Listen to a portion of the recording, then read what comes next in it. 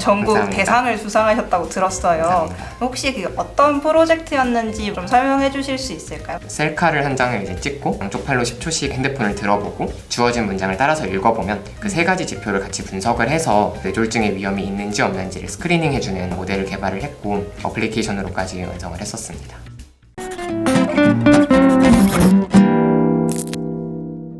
안녕하세요. 저는 1년째 코드잇에서 강의를 수강 중인 고려대학교 의대 공과 2학년 김선재라고 합니다.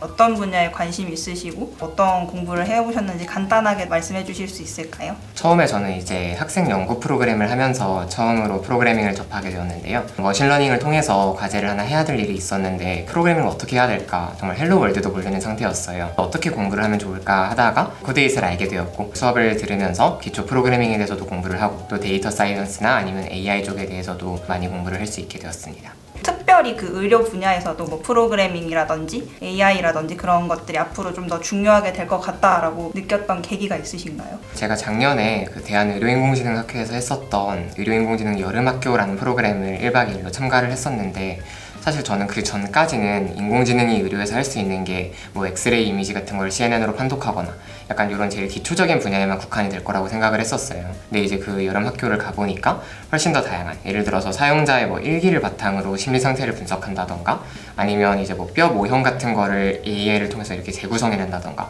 굉장히 다양한 활용 분야들이 있었어요.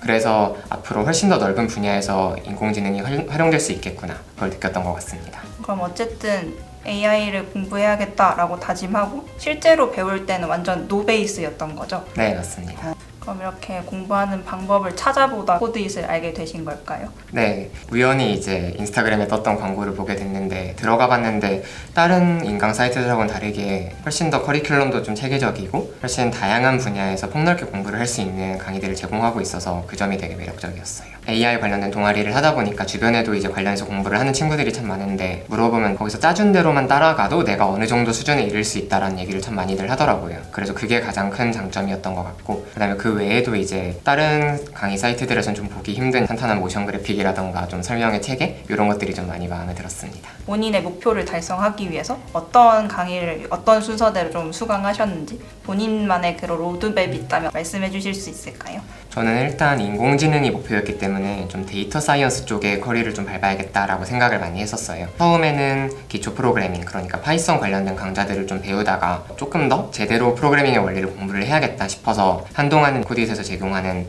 컴퓨터 구조, 자료 구조, 또 알고리즘 해법 이런 강의들을 좀 많이 찾아서 들었었어요. 이제 그러다가 좀 어느 정도 프로그래밍 자체에 대한 이해가 되었다라고 생각을 해서 그 다음부터는 데이터 사이언스 관련된 강의들을 쭉쭉 듣고 그 다음에 최근에는 이제 인공지능 관련된 지도학습 기법들이라던가 딥러닝 네트워크 이야기 이런 수업들을 많이 찾아 들었습니다. 최근에 들었었던 강의 중에 그 코드잇에서 제공하는 지도학습 알고리즘들이라는 이제 강의가 있는데 일단 처음에는 조금 왜 이런 게 필요한지에 대해서 좀 이렇게 간단한 그래픽 같은 것도 사용하면서 좀 설명을 해주시고 그 다음에는 내가 직접 그 수학적 원리를 이해한 다음에 차근차근 직접 하드코딩을 해보면서 직접 마치 내가 사이켄런을 구현하듯이 이렇게 커리큘럼을 되게 탄탄하게 구성을 해주셨더라고요. 그래서 내가 단순히 원리를 이해하고 그냥 거기서 끝나는 것도 아니고 반대로 실전에서만 그냥 그치는 것도 아니고 이 사이가 되게 탄탄하게 연결이 되어 있었던 것 같아서 수업을 들으면서 굉장히 재밌었습니다. 강의 듣다 보면 사실 뭔가 직접 내가 뭔가 할 수 있을까라는 의문이 들 때가 많거든요. 스스로 뭔가 만들어 볼 수 있을 것 같다라고 느꼈던 그런 순간이 있으신가요?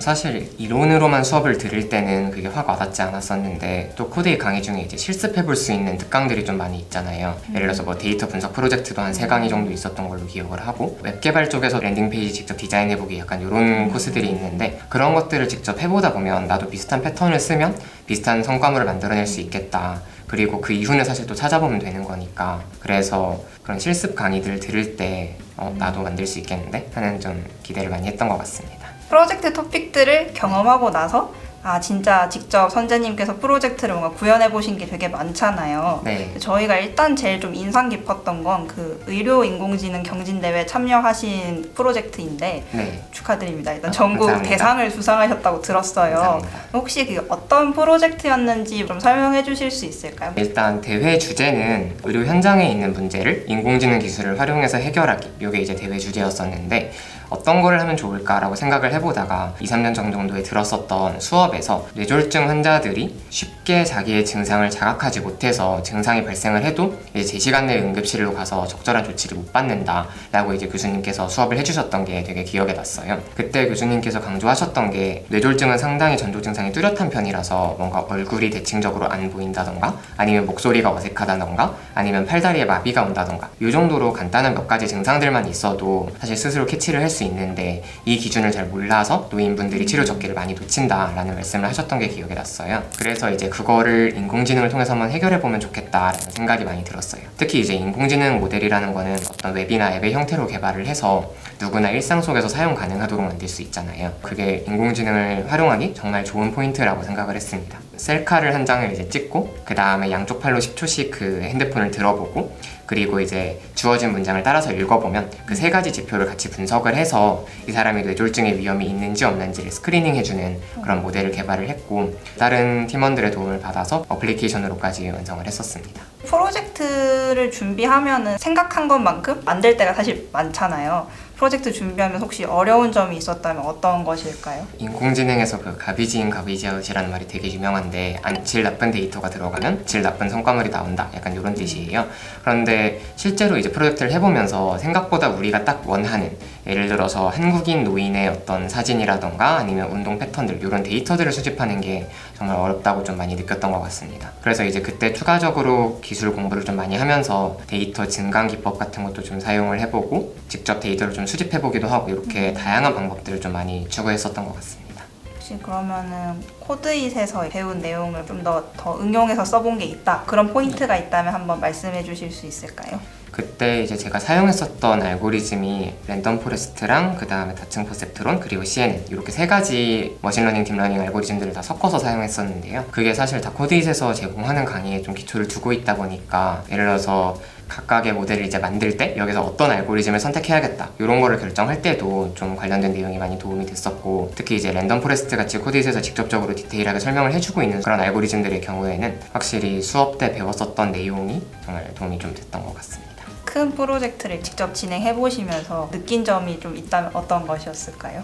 일단 아까 말씀드렸던 것처럼 데이터의 중요성을 느끼게 되었다라는 게 좀 많이 컸었던 것 같고요. 또 한편으로는 직접 학습을 시켜보고 그 다음에 또 산출물을 만들어보면서 프로젝트를 진행하다 보니까 내가 그냥 단순히 이론으로만 공부를 했었던 게 이렇게 실제로 어떤 세상의 변화를 줄 수 있는 시스템으로 이끌어낼 수 있구나 하는 거를 인공지능의 힘을 통해서 좀 느꼈습니다.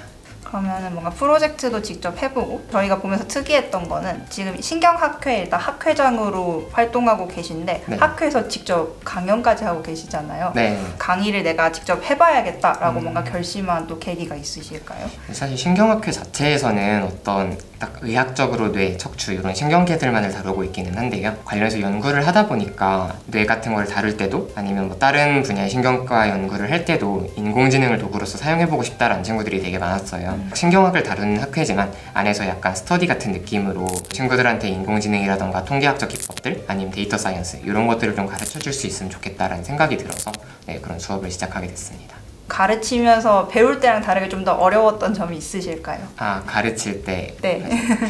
사실 프로그래밍에서는 되게 다양한 개념들이 좀 복합적으로 엮여 있잖아요. 그래서 A라는 개념을 알기 위해선 B라는 게 필요한데 정작 B를 이해하려면 또 A가 필요하고 약간 이런 순간들이 좀 많았던 것 같아요. 그래서 이제 그런 부분들을 어떻게 좀 하나하나씩 풀어서 좀 최대한 쉬운 예시나 데이터를 써가면서 설명을 할까 그런 부분이 좀 많이 고민이 되었었던 것 같고 하면서 코드잇 컨텐츠 하시는 분들도 이런 고민 참 많이 하셨겠구나 많이 가르친다는 느꼈었습니다. 게 쉽지 않죠. 학회에 있는 동안 내가 이거는 이루고 싶다라는 그런 목표가 있으실까요? 저희 그 학회에서 조만간 이제 작년에 제가 실제로 의료인공지능 경진대회 했었던 것처럼 인공지능 모델 만들기 프로젝트를 제가 수업 진행을 하게 될 텐데요. 좀 다른 학생들도 이제 제가 했었던 것처럼 좋은 모델을 직접 만들어보고 데이터를 수집해보고 좀 이런 경험을 많이 했으면 좋겠습니다. 길다면 긴 1년이라는 시간 동안 역량이 엄청 상승을 하셨는데 인공지능을 배우기 전과 후를 좀 비교해봤을 때 선재님께서 혹시 세상을 바라보는 방식에서 좀 바뀌신 게 있을까요?